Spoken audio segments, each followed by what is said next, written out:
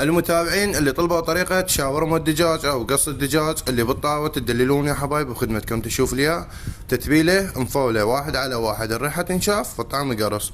هاي تفيدكم عشيات واحسن ما تجيبون من المطاعم وما تدرون بيه، ولحمات قليلات ويعني النظافة تدرون بيها. فانت تسوينها بيدك، تشتغلينها بيدك وتوكلين عائلتك، وشغله نظيفة ومرتبة. قبل ما نبدأ بالطريقة صلوا على محمد وآل محمد وخلونا لايك ومتابعة ومفولة كفيلكم الله. هسه حتى نسوي شاورما دجاج. بالبداية صدر دجاج قطعناه شرايح بهالشكل، راح نسويه بالطاولة. هسه للبهارات مال تتبيلة شاورما الدجاج: خاشوقة كركم، خاشوقة فلفل اسود، بابريكا، ثوم مطحون، بصل مطحون، وبهارات دجاج. تقدرون تضيفون ماجي، انا ما عندي. هسه نضيف عصير ليمون فريش، تقدرون تضيفون لمندوسي وتقدرون تضيفون حامض، بس انا ضفته فريش.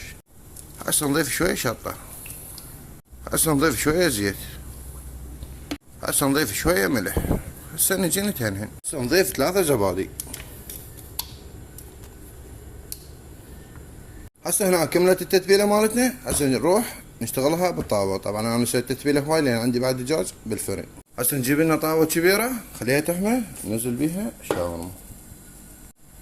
هسه ننزل باقي الكميه، ننزلها وارجع لكم. هسه ورا ما غطيناه 5 دقائق نجي نشيك الاستواء مالته. هسه ننزل عليه شويه صلصه بعد. هسه ضفنا الدجاج المشوي اللي عندنا وهاي التتبيله، نظل نقلب بهن شويه لين هسه كلش استوى عندنا. بعدين نحضر خبز الصاج. وهاي كملت الشاورما مالتنا، وعليكم مليون عافيه. ولا تنسون تخلونا لايك ومتابعه. هسه راح الفها بخبز صاج ونسوي صاج مفول.